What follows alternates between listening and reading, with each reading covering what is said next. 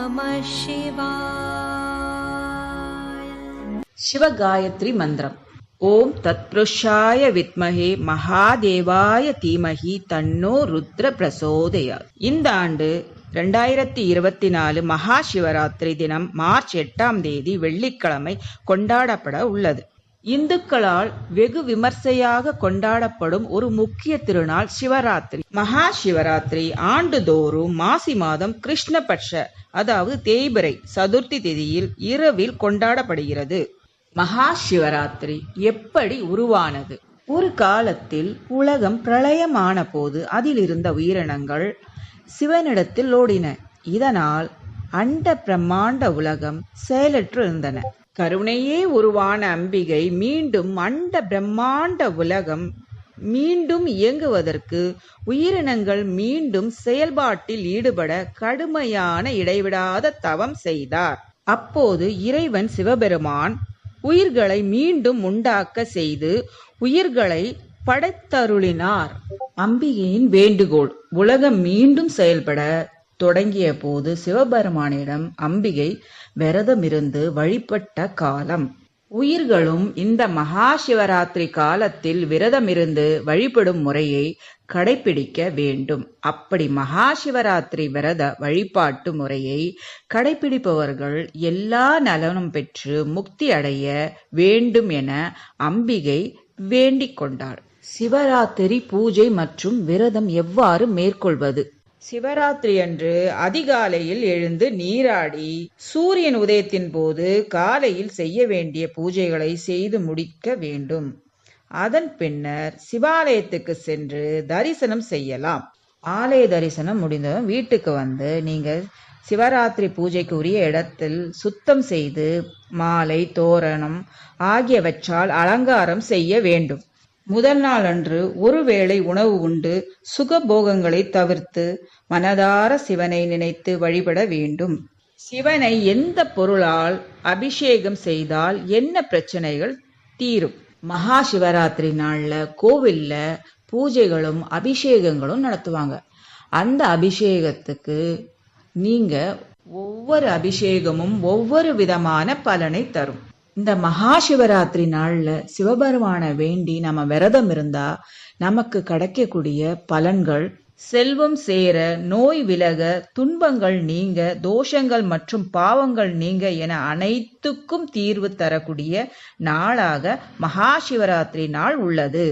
சிவபெருமானுக்கு பசும்பாலால் அபிஷேகம் செய்ய வேண்டும். சிவனுக்கு மகா சிவராத்திரி அன்று சிவபெருமானுக்கு பால் அபிஷேகம் செய்வதால் குழந்தை வரம், வம்சவிருத்தி ஏற்படும். இந்துக்கள் அனைவரும் மிக முக்கியமான நாளாக கருதப்படுவது மகா சிவராத்திரி. இந்த நாளில் தான் சிவபார்வதி திருமணம் நடைபெற்றதாகவும் சிவலிங்கம் தோன்றியதாகவும் புராணங்கள் சொல்கின்றன. இதில் ருத்ர அபிஷேகம் முக்கியமான அபிஷேகம். அடுத்தது பன்னீர் அபிஷேகம். வாழ்க்கையில் உயர்ந்த அந்தஸ்து, செல்வ வளம், மகிழ்ச்சி ஆகியவை பெற வேண்டும் என்பவர்கள் மகா சிவராத்திரி நாளில் சிவபெருமானுக்கு பன்னீர், ஜவ்வாது, சந்தனம் ஆகிய வாசனை திரவியங்களை கொண்டு அபிஷேகம் செய்யலாம். அடுத்தது கரும்பு சாறு. சிவபெருமானின் அருளுடன் மகாலட்சுமியின் அருளும் பெற வேண்டும் என்றால் மகா சிவராத்திரி அன்று சிவலிங்கத்துக்கு கரும்பு சாறு கொண்டு அபிஷேகம் செய்யலாம். இப்படி செய்வதால் செல்வ வளம் பெருகும். அடுத்தது கடுகெண்ணெய் அபிஷேகம். சிவபெருமானுக்கு கடுகெண்ணெயால் அபிஷேகம் செய்தால் எதிரிகள் தொல்லையிலிருந்து விடுபட இது வாழ்வில் ஏற்படும் அனைத்து விதமான பிரச்சனைகள், சிக்கல்கள் ஆகியவற்றை நீக்கும். அடுத்தது வெல்லம் கலந்த நீர். வெல்லம் கலந்த நீரால் சிவனுக்கு அபிஷேகம் செய்வதால் சிவபெருமான் சரஸ்வதி தேவியின் அருள் நமக்கு கிடைக்கும். இதனால் ஞானம் பெருகும். அடுத்தது மஞ்சள் நீர். மஞ்சள் மற்றும் திரவிய பொடி கலந்த நீரால் சிவபெருமானுக்கு அபிஷேகம் செய்வதால் தடைகள் விலகும். உடல் ரீதியான பிரச்சனைகள் அனைத்தும் விலகும். சிவராத்திரி அன்று ரொம்ப முக்கியமான பூஜை 3ஆம் கால பூஜை. இந்த 3ஆம் ஜாமத்தில் ஈசனை வழிபட்டால் எத்தகைய பாவங்களாக இருந்தாலும் நம்மளை விட்டு விலகி போகும் என்பது ஐதீகம். இத்தகைய சிறப்பு வாய்ந்த மகா சிவராத்திரியில் வில்வ இலைகளால் சிவபெருமானை வழிபாடு செய்து மோட்சத்தை அடையுங்கள். வில்வ இலையின் மகத்துவத்தை பற்றி விளக்க ஒரு சிறுகதை. ஒரு முறை வேடன் ஒருவன் வேட்டையாட காட்டுக்கு சென்றான். வெகு நேரம் அலைந்து திரிந்து ஒரு விலங்கு கூட அவனிடம் சிக்கவில்லை. பொழுது நன்றாக இருட்டிவிட்டது. இப்போ அங்கே ஒரு புலி ஒன்று வந்துவிட அதற்கு பயந்து அங்கிருந்து வில்வ மரத்தில் ஏறி கொண்டான். சிவனுடைய அம்சமாக கருதப்படுவது வில்வ மரம். பெரும்பாலும் சிவ வழிபாட்டில் பிரதான இடத்தை பிடித்திருக்கும் விருட்சமாக வில்வம் திகழ்கிறது. இந்த வில்வ இலையின் 3 இதழ்களும் சிவனின் திருசூலத்தை குறிப்பதாக, இச்சாசக்தி, கிரியாசக்தி, ஞான சக்தியை குறிப்பதாகும். வில்வ மரத்தை சிவராத்திரியின் போது வழிபடுவது கூடுதல் நன்மையை தரும். அந்த புலி அந்த மரத்தடியே சுற்றி சுற்றி வந்தது.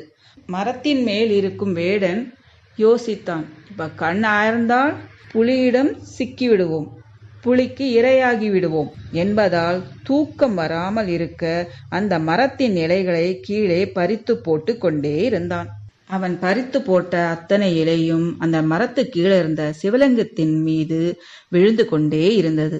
மேலும் அன்றைய தினம் மகா சிவராத்திரி என்பதால் இரவு முழுவதும் சிவபெருமானை கண் விழித்து பூஜித்த பலனை தன்னை அறியாமலேயே பெற்றான். அதன் காரணமாக அந்த வேடனுக்கு முக்தி அளித்து மோட்சத்தை அருளினார் சிவபெருமான் என்கிறது புராணம். இந்த சிவராத்திரியை பற்றிய இந்த தகவல் உங்களுக்கு உபயோகமாக இருக்கும் என்று நினைக்கிறேன். நன்றி, வணக்கம்.